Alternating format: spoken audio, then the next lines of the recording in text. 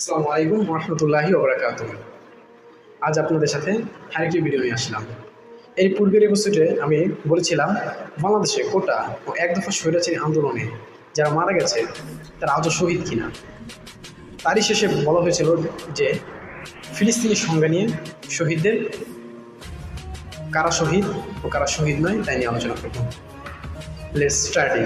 তারই পূর্বে যে আজ বাংলাদেশ, ফিলিস্তিন ও পাকিস্তানের সাথে অ্যাড হবে নিকটবর্তী দেশ, কেননা পাকিস্তানেও এখন গণহত্যা হচ্ছে, তাও স্বৈরাচারী নিয়মের বিরুদ্ধে। যারা সাধারণত আল্লাহর পথে মারা যায় তারাই শহীদ, কেননা রাসূল সাল্লাল্লাহু আলাইহি ওয়াসাল্লামের জামানায় আল্লাহর পথে নিহত বলতে মাঠে ময়দানে কাফের ও ইয়াহুদীদের বিরুদ্ধে যুদ্ধের পথে যারা মারা যায় তারা শহীদ। কিন্তু আল্লাহর পথ বলতে অনিয়ম, স্বৈরাচারী নিয়ম এর বিরুদ্ধে আন্দোলন করিতে হলে ইসলামিক ক্যাটাগরিতে আল্লাহর পথে নামতে হয়। এটাও একটি আল্লাহর পথ যদি সে মুসলিম হয়। ভালো কাজের আদেশ করতে গিয়ে যে পথে আন্দোলন, এটাও আল্লাহর পথ। আল্লাহর পথ বলতে কি শুধু ওই পথকে বলা হয় নাই যে ইয়াহুদী ও কাফের, এরকম কোনো কোরআন হাদিসে নেই, সহিহ কোরআন হাদিসে নেই। এটা অনেকে বলে, বাট যদি থাকতো তাহলে নবী সাল্লাল্লাহু আলাইহি ওয়াসাল্লাম বলত। এর বলার কারণ হচ্ছে সামনে,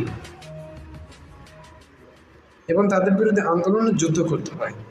এতে যদি মুসলমানরা ভালো কাজের আদেশ করতে গিয়ে খুন হয় কোনো রকম লোভ ছাড়া, তাহলে তারা শহীদ। লোভ, নাম, শহীদ নাম, অর্থের লোভ, মনের ভিতরে যদি তার নেগেটিভ চিন্তা ভাবনা থাকে, যেমন ক্ষমতা অপব্যবহার অথবা টাকার লোভ ইত্যাদি, সম্পদের লোভ থাকে, তাহলে তারা শহীদ কার্যকর হবে না।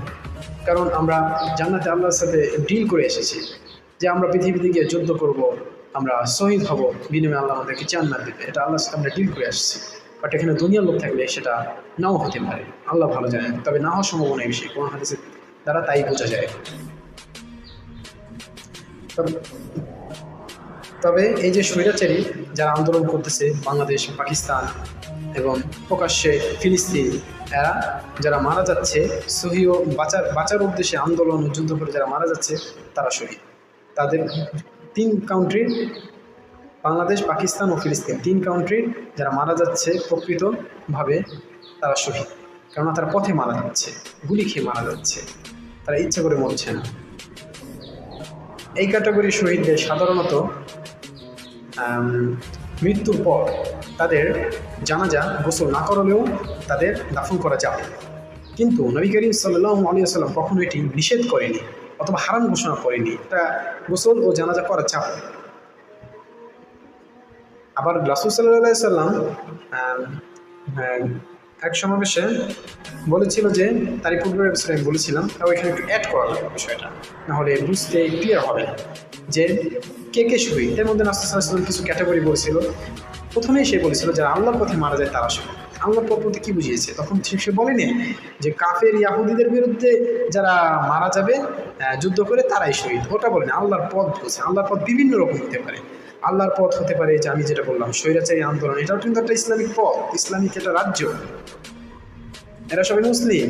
পাকিস্তানের মুসলিম মরতেছে, ফিলিস্তিনের মুসলিম মরতেছে ইয়াহুদীদের বিরুদ্ধে, বাংলাদেশের মুসলমানরাই মরেছে বেশি।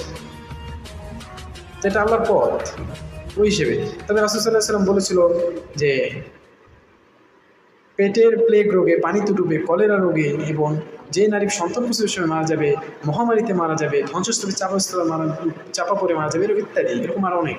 কিন্তু এরাও মূলত শহীদ, এদেরকে রাসূল সাল্লাল্লাহু আলাইহি ওয়াসাল্লাম ঘোষণা করেছেন। কিন্তু এদেরটা মূলত জানাজা 100% দিতে হবে, বিকজ অফ আল্লাহর পথে না, ওই ক্যাটাগরি জিনিসগুলো আল্লাহর পথে না। বাট আন্দোলন, স্বৈরাচারী আন্দোলন, এটা আল্লাহর পথ, এটাই প্রমাণ হয়। বাট কিছু কিছু আমাদের দুঃখের বিষয় বড় বড় আলেমরা বলেছেন, কেউ সঠিক বলেছেন আমার কথা ওই অনুযায়ী, আবার কেউ ভুলও বলেছেন। যেহেতু অনেক বড় বড় আলেম ওয়ার্ল্ডের, এই জন্য আমি তাদের নামটা বলবো না। কারণ আল্লাহ তাআলা বলেছেন মানুষের দোষ গোপন রাখলে আমি তোমার বড় দোষ গোপন রাখি, এই জন্য আমি এটা বলবো না।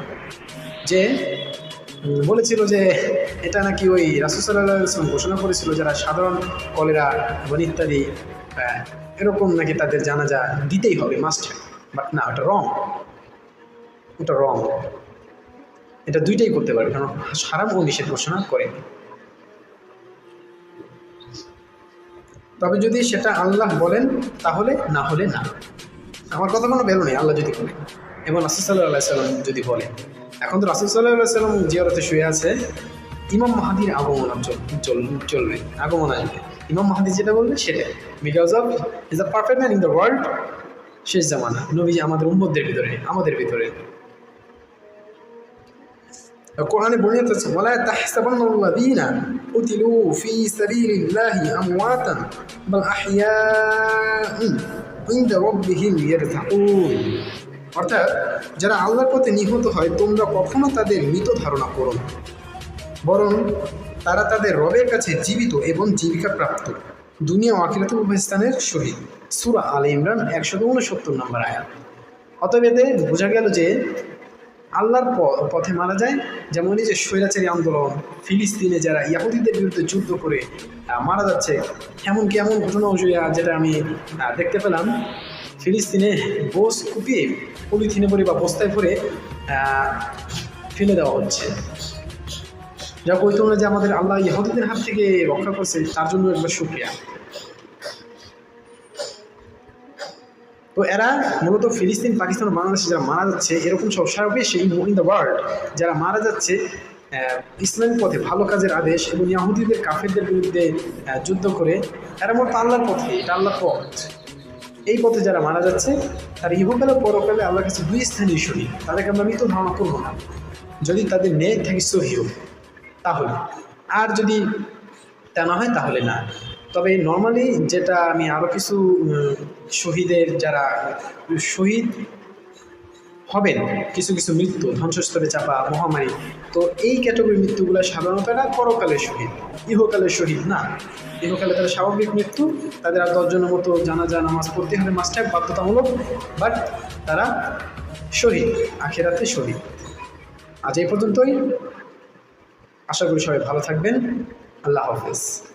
Presented by Inter Islamic Life Family. CEO and I am Shakil Islam.